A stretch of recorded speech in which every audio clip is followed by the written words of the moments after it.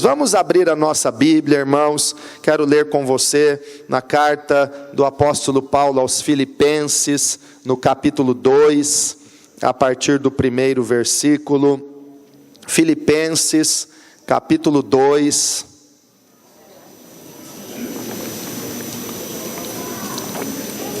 A partir do primeiro versículo diz assim: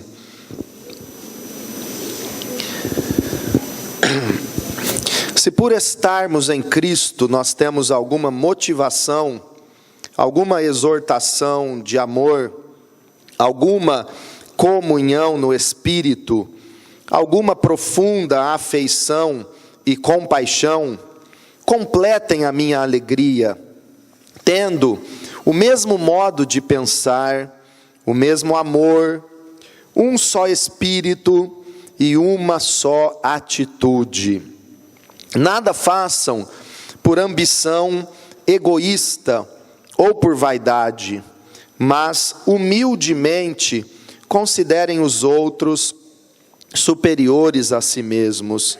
Cada um cuide não somente dos seus interesses, mas também dos interesses dos outros.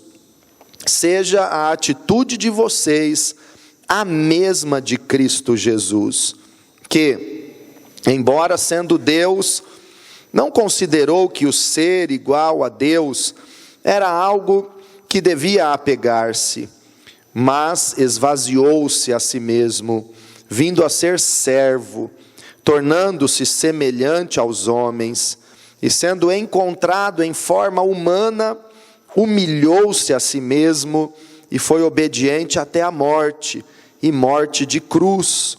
Por isso Deus o exaltou à mais alta posição, e lhe deu o nome que está acima de todo nome, para que ao nome de Jesus se dobre todo joelho nos céus, na terra e debaixo da terra, e toda língua confesse que Jesus Cristo é o Senhor, para a glória de Deus Pai. Amém? Vamos orar. Senhor meu Deus, fale conosco nesta noite, porque a Tua palavra é a verdade, a Tua palavra não volta vazia, e nós dependemos da palavra do Senhor, nos aquietamos diante da Tua presença e queremos obedecer a Tua palavra. Eu sei que o Senhor está aqui, Jesus, porque o Senhor disse que quando nos reunirmos em Teu nome, o Senhor estará conosco. E eu sei que a Tua presença é real, e o Senhor manifesta o Teu poder quando não há dúvidas, quando não há incredulidade em relação ao Senhor. Nós cremos na Tua presença, no Teu poder, e Te damos toda a liberdade para agir, para operar no nosso meio nesta noite, Jesus. Os enfermos já estão sendo curados pelo poder liberado pelo Senhor nesta noite.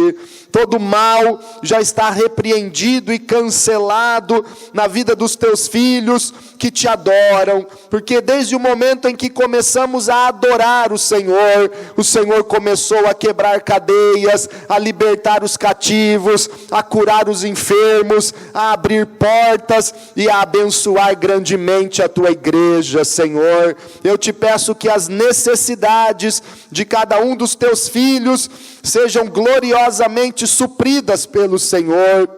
Até mesmo, ó Pai, aqueles que não puderam estar aqui hoje, nós oramos por eles, abençoamos estas vidas e intercedemos pelas pessoas que têm necessidades de um milagre do Senhor, Pai. Nós oramos e nos entregamos totalmente nas mãos do Senhor, pois Tu és Deus, Tu és fiel, e nós exaltamos o Teu santo nome, Jesus. Fale conosco, faça a Tua vontade, nós Te pedimos e Te agradecemos para a Tua glória. Amém. Glória a Deus, graças a Deus.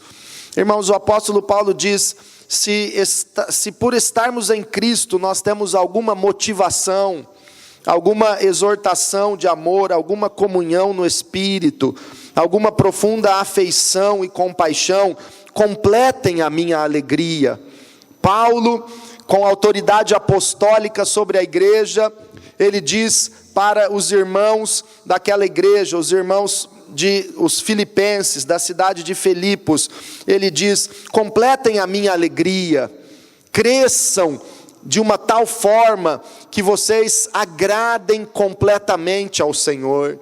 Nós precisamos entender que a nossa vida espiritual começa quando nos entregamos a Jesus, quando reconhecemos que Jesus Cristo é o nosso único e suficiente Senhor e Salvador, e a partir daí começamos uma caminhada com Deus, uma jornada espiritual na qual Deus deseja o nosso crescimento. O apóstolo Paulo escreve: um é o que planta, outro é o que rega, mas Deus dá o crescimento.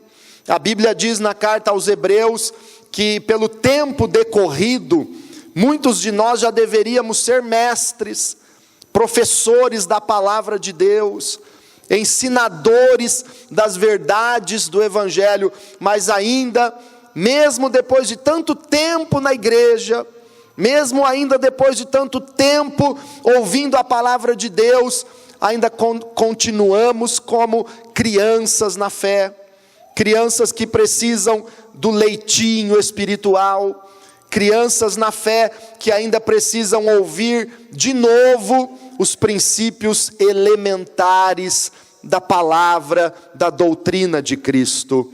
Então Deus espera o nosso crescimento. Deus deseja que nós atinjamos a perfeita varonilidade em Cristo, uma maturidade cristã verdadeira, uma posição em Deus de homens e mulheres e jovens totalmente comprometidos com o Senhor. E este texto que nós acabamos de ler nos mostra de que maneira nós podemos crescer espiritualmente. E um dos princípios mais importantes para a nossa edificação, e para realmente dizermos: eu tenho crescido espiritualmente, é quando nós entendemos este capítulo 2 da carta aos Filipenses. Paulo diz no verso 2: tenham o mesmo modo de pensar, o mesmo amor, um só espírito, uma só atitude. É importante entendermos a respeito da unidade, de um só propósito, de caminharmos espiritualmente como um corpo que tem unanimidade em Cristo Jesus. Quando nós ouvimos que Jesus disse no Evangelho de Mateus, onde 2 ou 3 se reunirem em meu nome, eu estarei. Onde Jesus está? No meio deles. Mas nós precisamos entender que este reunidos em meu nome, que Jesus disse, significa reunidos de uma maneira cheia de unidade, de uma maneira cheia de harmonia, como uma orquestra que toca com total harmonia e acordo. A palavra que Jesus usou para dizer quando 2 ou 3 se reunirem em meu nome, não significa apenas estarem pertos, apenas estarem sentados juntos, mas uma unidade em espírito, um só propósito, uma só fé, caminhando numa mesma direção, num mesmo propósito de Deus. É isso que Paulo fala neste versículo 2, tenham o mesmo modo de pensar, o mesmo amor, um só espírito e uma só atitude. Aí em seguida a palavra de Deus começa a falar conosco a respeito de uma característica que só tem aqueles que realmente desejam e estão crescendo espiritualmente. E aí a Bíblia diz no versículo 3 em diante: nada façam por ambição egoísta ou por vaidade, mas humildemente considerem os outros superiores a si mesmos. Aí Deus começa a dizer que é necessário tirar da nossa vida a ambição, o egoísmo, a vaidade, a soberba, o orgulho, a arrogância, e nos revestirmos de toda humildade na presença de Deus. Tirem, nada façam por ambição egoísta, nada façam pensando somente em si mesmos, nada façam por vaidade, querendo ser reconhecidos ou vistos pelos outros, mas humildemente considerem os outros superiores a você. Olha como isso é profundo. E no versículo 4 a Bíblia diz: cada um cuide não somente dos seus interesses, mas também dos interesses dos outros. Observe que Deus não está dizendo: se meta ou se intrometa nos interesses dos outros, que você não foi convidado para se meter. Não, mas a Bíblia está dizendo: não cuide somente dos teus interesses, mas também dos interesses dos outros. Cuide sim dos teus interesses, das tuas necessidades, mas ajude a cuidar do interesse e da necessidade das outras pessoas. Isso é crescimento espiritual. Isso é caminhar para a maturidade. Isso é o que Deus espera de nós. Não se preocupar só consigo mesmo. Não ficar cuidando apenas dos seus interesses. Não fazer nada para os outros verem ou com interesse de aparecer. Irmãos, existem 3 tentações na nossa caminhada de crescimento espiritual que nós temos que tomar muito cuidado para não cair. A primeira tentação é de ser ou considerar-se autossuficiente, autoconfiante demais. Eu já consigo fazer, eu já tenho prática nisso, eu consigo resolver do meu jeito. E esse é um perigo. Começa a se tornar muito autossuficiente, muito autoconfiante, e começa a deixar Deus de lado. Qual é o motivo pelo qual muitos cristãos que sabem da importância da oração, quantos aqui reconhecem que a oração é importante para a tua vida e para o teu crescimento?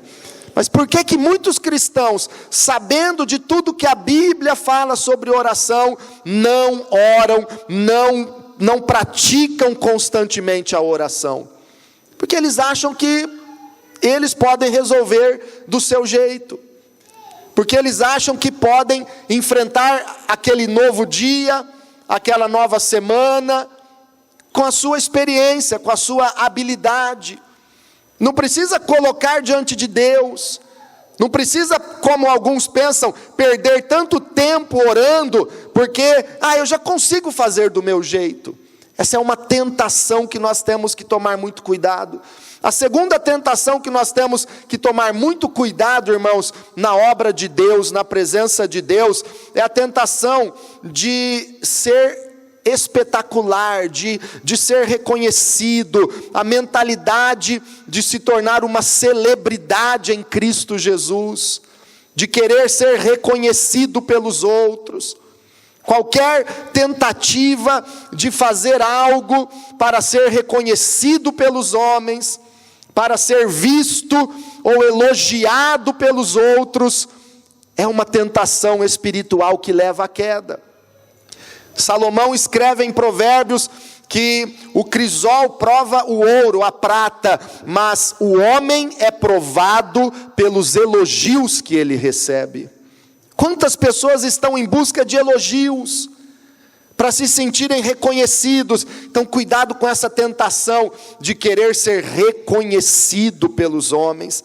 E a terceira tentação muito perigosa na nossa caminhada cristã, é a tentação de ser poderoso, de estar no controle das coisas ou das pessoas, de dominar, manipular, exercer controle sobre a vida dos outros, ser aquele que tenta mandar em tudo, se sente o dono de tudo e de todos. Isso é uma tentação, e nós precisamos vencer isso. E de que maneira nós podemos vencer, irmãos? Tendo um coração de servo, Levante a sua mão se você quer ter um coração de servo e diga comigo: Senhor meu Deus, eu quero ter um coração de servo, disposto a servir ao Senhor e ao meu próximo, em nome de Jesus. Irmãos, na parábola do bom samaritano, que Jesus contou no Evangelho de Lucas, ele fala de um homem que estava no caminho de Jerusalém para Jericó. Jericó é perto de Jerusalém. Aquele homem foi assaltado naquele caminho, e durante o assalto, o assaltante feriu aquele homem, que ficou caído, machucado naquela situação. E a Bíblia diz que passou um sacerdote, viu o homem caído e passou de largo. Em seguida passou um levita, viu aquele homem machucado, ferido ao chão, e também passou reto e não atendeu. E daí a pouco passou um samaritano, e viu aquele homem caído, e o socorreu, e o levou para uma hospedaria, pagou as despesas dele, cuidou das feridas daquele homem. E nesta parábola de Jesus, nós reconhecemos os 3 tipos de pessoas que existem hoje, com relação à disposição para servir. Nós vemos na pessoa daquele assaltante, que roubou o homem que estava a caminho de Jericó, e o feriu, e deixou ele caído e machucado. Nós vemos a mentalidade daqueles que dizem assim: o que é meu, e o que é teu, também deve ser meu. Essa mentalidade os assaltantes têm, mas os invejosos têm, os egoístas têm, aqueles que vivem cobiçando as coisas dos outros têm essa mentalidade. Não conseguem se alegrar com o que os outros têm, com o sucesso dos outros, porque eles querem aquilo para eles. Então esse é um tipo de pessoas que dizem assim, ou pensam assim. Muitas vezes não externam esse pensamento, mas lá no fundo eles vivem assim: o que é meu, e o que é teu, como eu gostaria que fosse meu também. O segundo tipo de pessoas que nós vemos nessa parábola do bom samaritano, representado pelo sacerdote e pelo levita, que viram o homem caído e não deram importância para ele, são aqueles que pensam assim: o que é meu, e o que é teu. Cuida da tua vida, porque da minha cuido eu não me envolvo com você, problema seu, resolva seu problema. O que é meu, o que é teu, não me envolvo.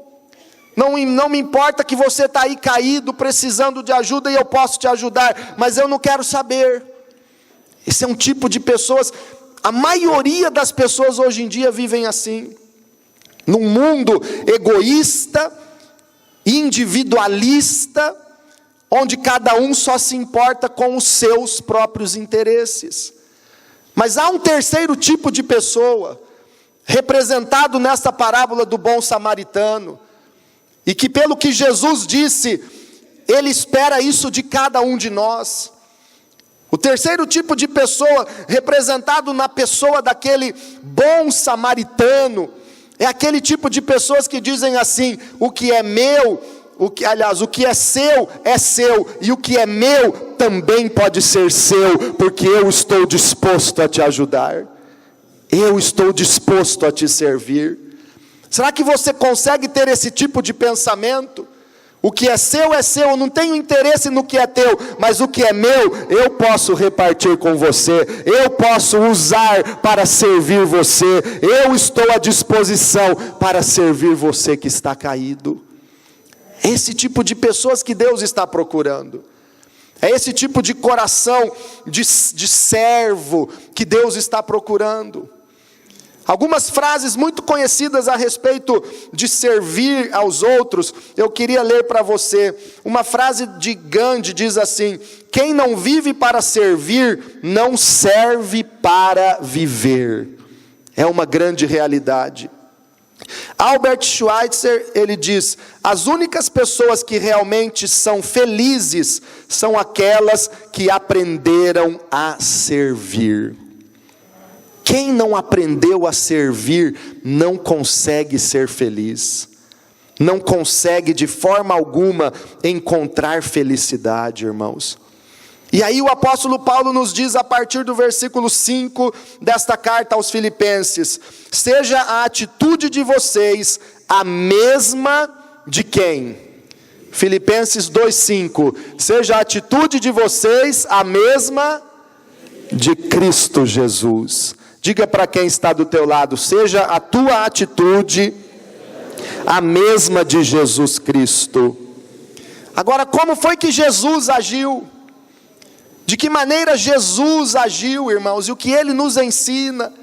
A Bíblia diz aqui no verso 6, que embora sendo Deus, não considerou que o ser igual a Deus era algo que devia apegar-se, mas esvaziou-se a si mesmo, vindo a ser servo, tornando-se semelhante aos homens, e sendo encontrado em forma humana, humilhou a si mesmo, e foi obediente até a morte, e morte de cruz.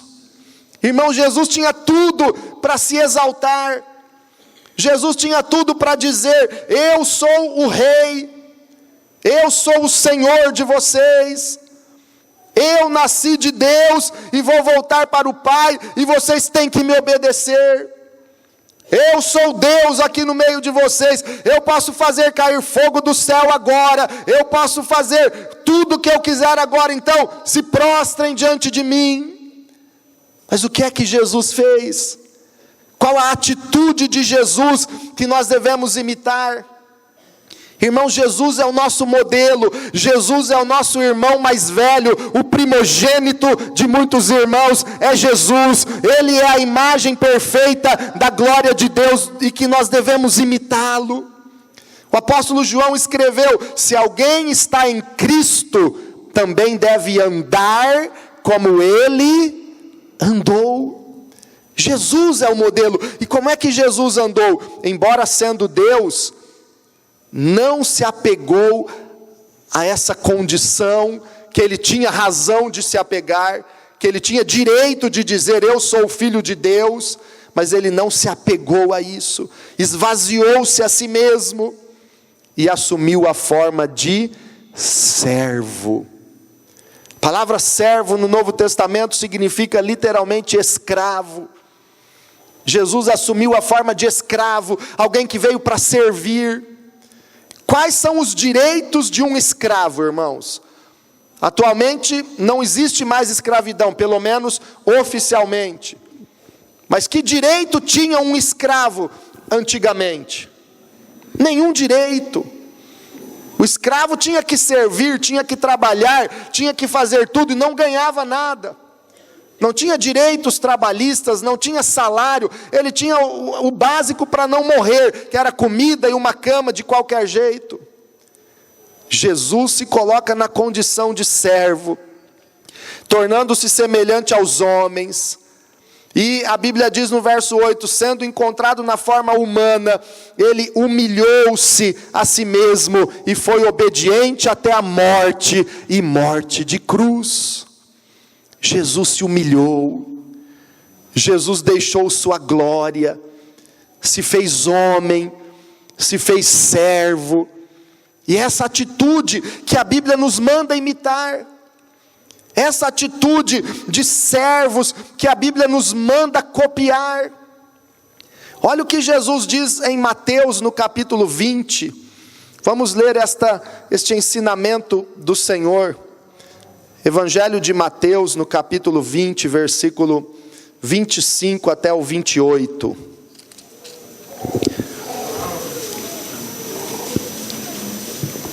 Mateus, capítulo 20, a partir do versículo 25. Jesus os chamou e disse: vocês sabem que os governantes das nações as dominam, e as pessoas importantes exercem poder sobre elas. Não será assim entre vocês. Ao contrário, quem quiser tornar-se importante entre vocês, deverá ser servo. Quem quiser ser o primeiro, deverá ser escravo. Como o Filho do Homem, que não veio para ser servido, mas para servir e dar a sua vida em resgate de muitos. Jesus está dizendo, nas nações, no mundo, os que se consideram grandes exercem autoridade sobre os que eles julgam pequenos. Os governantes mandam e os coitadinhos têm que obedecer. Mas Jesus disse, entre vocês não será assim. Na minha obra, na minha casa não é assim. No meu reino é diferente, disse Jesus. E irmãos, olha aqui, preste atenção. Nós estamos neste mundo, mas não pertencemos a este mundo. Nós pertencemos ao reino de Deus. Nós estamos no reino de Deus. E as leis que regem o reino de Deus são outras. Para Deus, quem é o maior? Conforme Jesus disse, quem é o maior para Deus?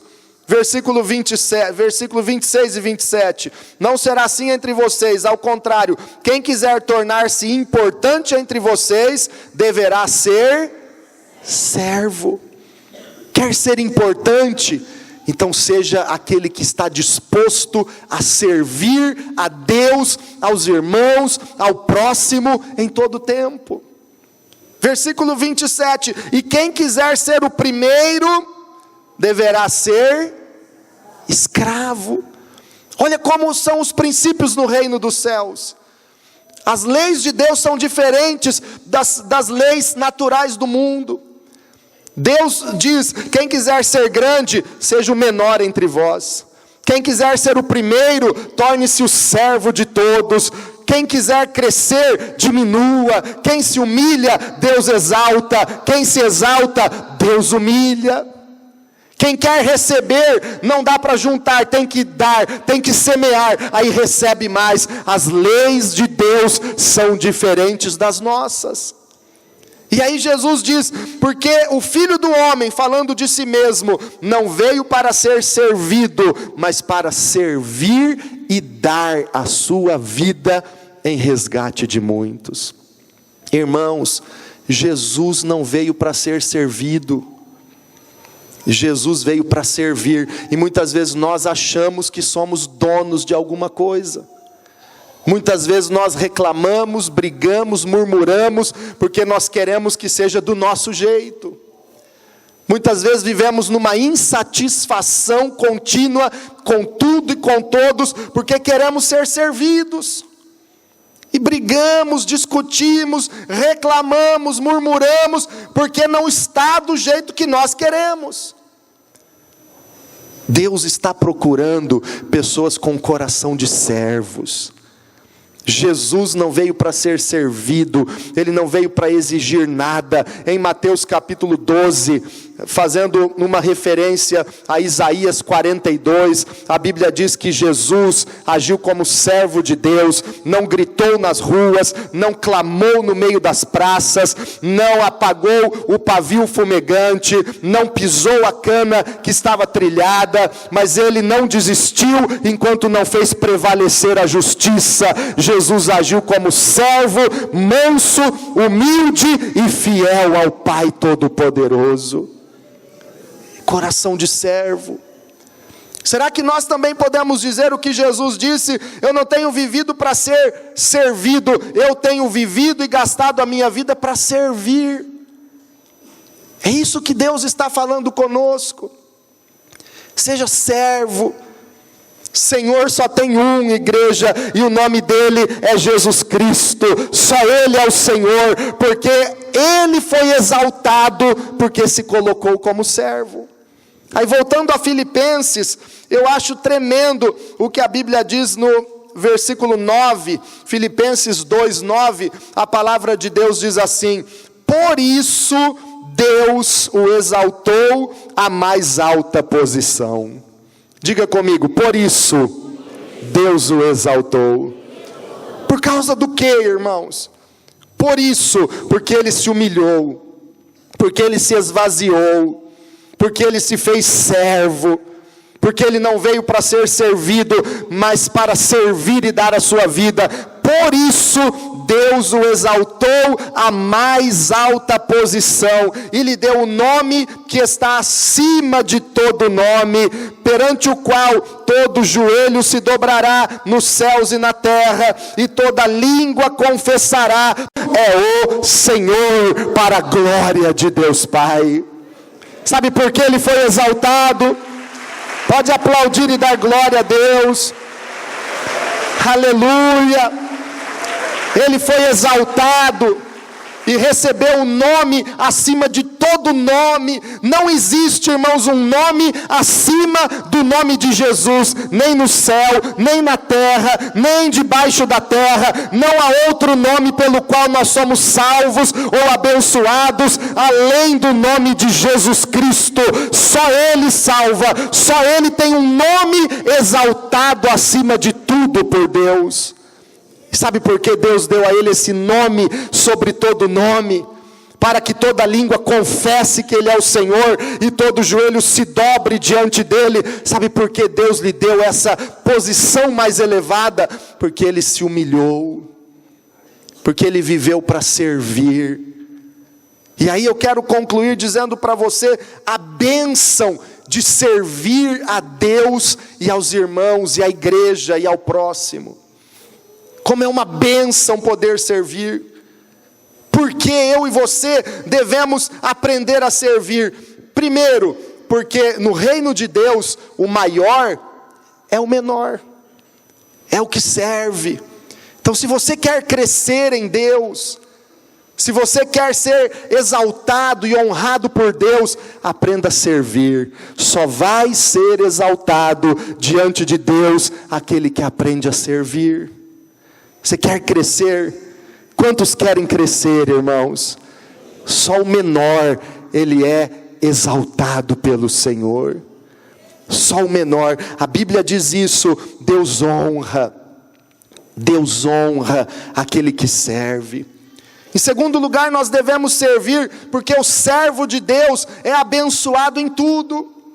Salmo 35, versículo 27 diz que Deus ama a prosperidade do seu servo.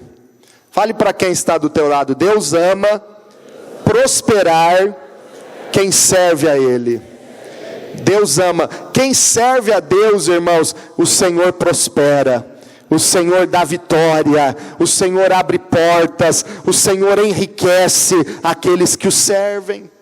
Segundo aos Coríntios capítulo 9, a Bíblia diz que Deus dá semente para aquele que serve a Deus, para aquele que está disposto a servir. Deus vai dando mais e mais semente.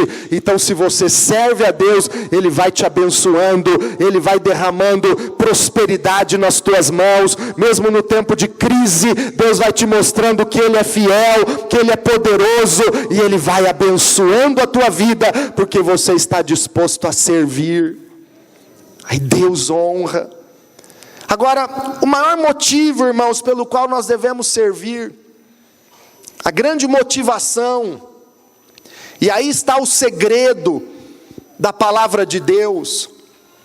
O grande segredo e a grande motivação para servirmos não é porque eu quero ser o primeiro, eu quero ser grande, então eu vou me tornar servo, porque um dia Deus vai me exaltar.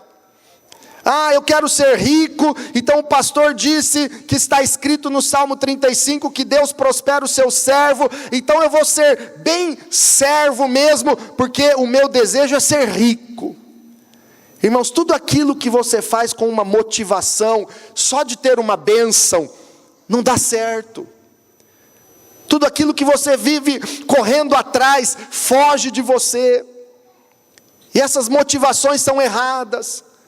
Pessoas que vêm à igreja só porque querem ser abençoadas por Deus, porque querem uma cura, porque querem uma prosperidade, porque querem um milagre do Senhor, elas não estão agindo com a motivação certa. E aí Deus não opera desse jeito.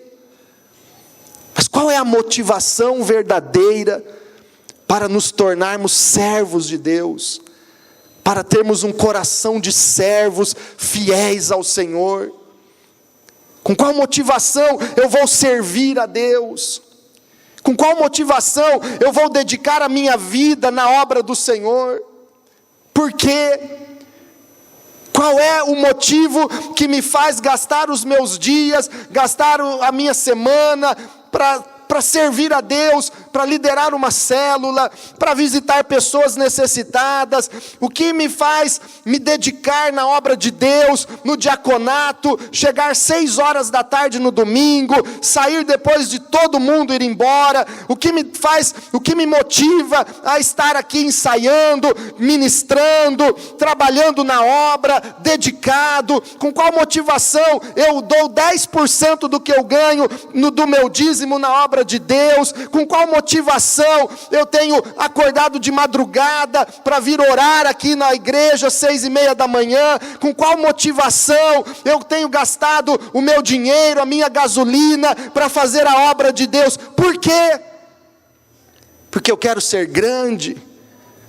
Porque eu quero que Deus me prospere, me abençoe? Não, isso é consequência. Deus exaltar alguém, Deus prosperar você, Deus recompensar, isso é consequência. As bênçãos virão sobre a tua vida, te alcançarão, serão derramadas abundantemente sobre você. Mas por que eu sirvo a Deus? Igreja, preste atenção, por que você deve dedicar tua vida para servir ao Senhor? Sabe por quê? Porque Ele é digno. Essa é a motivação. Deus tem falado ao meu coração, irmãos, que tudo na nossa vida nós devemos fazer para Deus, não em busca de algo que Ele vai nos dar, não em busca de uma recompensa dEle. Tudo isso é consequência e vai acontecer, mas tudo que nós fazemos para Deus é porque Ele merece, Ele é merecedor, Ele é digno de tudo que nós podemos e vamos fazer para Ele. Ele merece. Irmãos, Jesus merece que você acorde cedo para orar e buscar a presença dEle, ou Ele não merece? Jesus merece que você gaste o seu tempo liderando uma célula, fazendo discípulos para o Senhor, fazendo a obra de Deus, buscando ao Senhor. Jesus merece ou não? Jesus merece que vocês, diaconisas e diáconos, fiquem em pé o culto inteiro para servir a Ele, ou Ele não merece? Jesus merece tudo, Jesus merece tudo, e nós, por mais que façamos algo para Ele, ainda é pouco perto daquilo que Ele merece e perto daquilo que Ele já fez por nós. Ele é merecedor.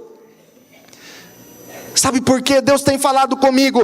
Para que um terceiro culto no domingo? Porque Jesus merece.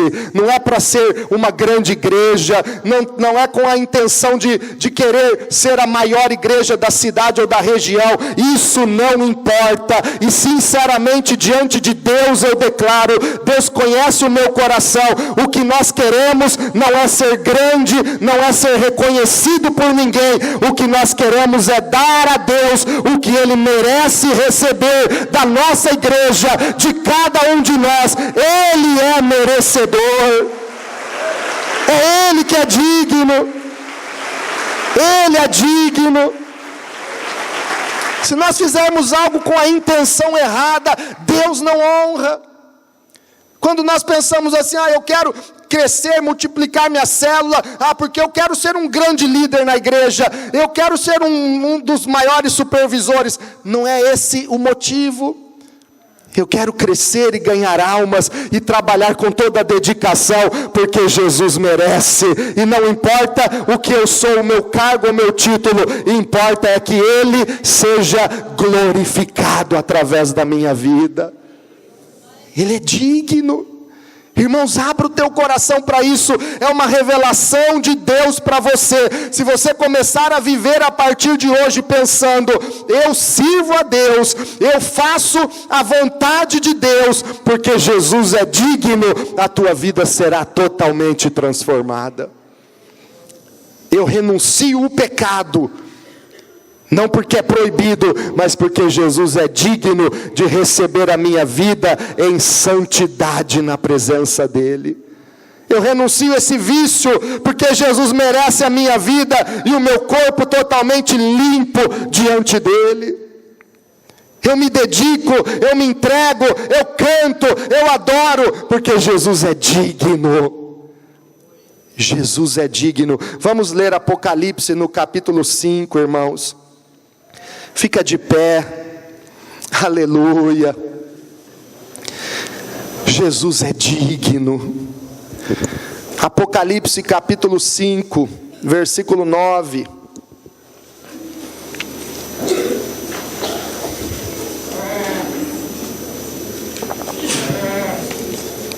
Apocalipse 5, 9. Eles cantavam um cântico novo. Tu és digno de receber o livro e de abrir os seus selos, pois foste morto e com o teu sangue compraste para Deus gente de toda tribo, língua, povo e nação. Tu os constituíste reino e sacerdotes para o nosso Deus, e eles reinarão sobre a terra. Então olhei e ouvi a voz de muitos anjos, milhares de milhares e milhões de milhões.